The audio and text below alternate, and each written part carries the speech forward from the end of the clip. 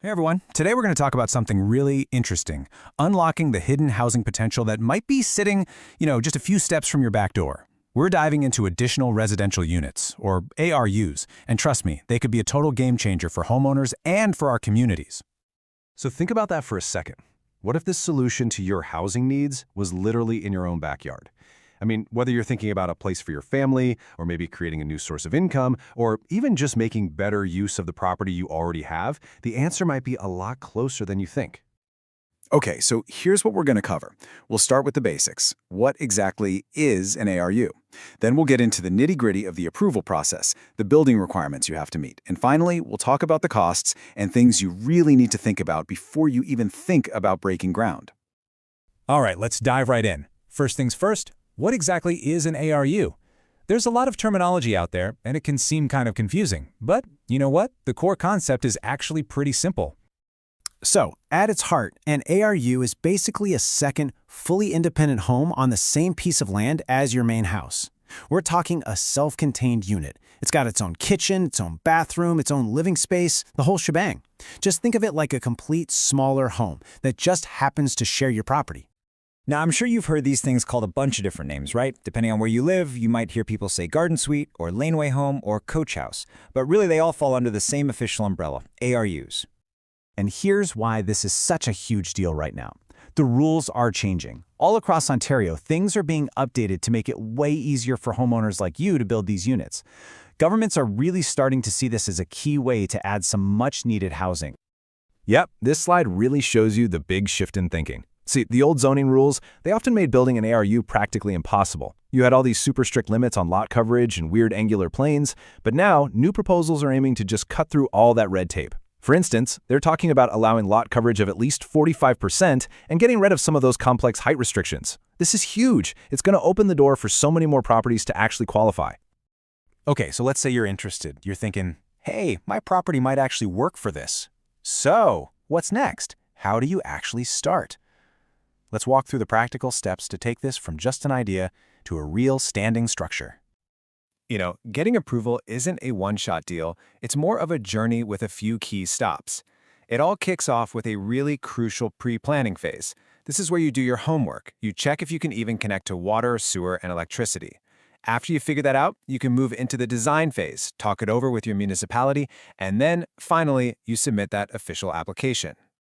And just so we're clear, this is a very formal process. We're not just sketching on a napkin here. For example, just look at the title of this application form from the City of Brampton. It gives you a pretty good real-world taste of the kind of detailed paperwork you're going to have to fill out to get your project reviewed. And yep, you guessed it, you should definitely be prepared for some fees along the way. That $200 you see, that's just for the architectural control review in Brampton. It's just one example of the costs that come with the application process itself. And this is all before you even start building anything. So when you submit your application, you've got to come prepared with some serious documents. Like I said, this isn't a back-of-the-napkin sketch. Your local government is going to want to see the whole package, a full site plan, detailed building elevations, that's what it'll look like from every angle, a list of all your materials, and of course, complete floor plans. Okay, so you've got the green light. Now it's time for the fun part, the build. But hold on, you can't just build whatever you want. You've got to follow the building code, which has some really specific rules for ADUs, all designed to make sure they're safe and comfortable for whoever lives there.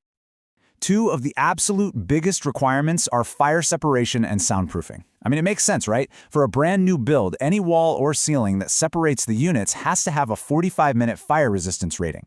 It also needs what's called a sound transmission class, or STC, of 50. It all boils down to two things: keeping everyone safe in case of a fire and making sure you have some privacy from your neighbors.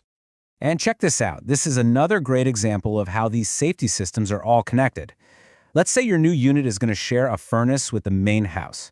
Well, in that case, you have to install a special duct-type smoke detector. What's cool about this is if it detects any smoke in the airflow, it automatically shuts down the entire heating system. That's a clever way to stop smoke from spreading from one unit to the other. Okay, now let's talk about maybe the most critical safety question of all. If there's an emergency, how does somebody get out? The building code is, as you can imagine, super specific about this. Basically, any floor that has a bedroom on it needs a direct way to get outside. Simple as that. Now, that could be a door, obviously, Or it could be a special kind of window called an egress window. And these aren't just any windows. They have really strict minimum size rules for height, width, and the clear opening space, all to make absolutely sure that an adult can safely climb out if they need to. All right, so we've covered the what and the how, but now it's time to talk about the bottom line, the money. And let's be real, understanding the full financial picture is absolutely essential before you even think about committing to a project like this. So here's the thing you've got to remember. The cost to build the unit is only one part of the budget. You can have some really significant expenses just connecting the services, water, sewer, electricity. You might even have to upgrade the electrical panel in your main house to handle the extra load. And this is a big one, don't forget that adding a second home will almost certainly increase your property's value, which sounds great, but it also means your property taxes are probably going to go up. But on the plus side, there's some good news. New provincial proposals are trying to streamline some of these requirements that can really balloon your costs. For example, there's a proposal on the table that would stop cities from requiring more than 4 meters of separation between the main house and the new unit. That's a big deal. It gives you a lot more certainty and could definitely help reduce your site prep costs just by giving you more flexibility on where you can actually place the AERU. And that kind of brings us to our final thought for today. As our cities and towns keep looking for creative ways to solve the housing crunch, the rise of the ARU really puts a lot of power back into the hands of individual homeowners. So it makes you wonder, right? Could the future of our neighborhoods be less about huge developments and more about everyday people, just like you, making the most of the space they already have? Something to think about.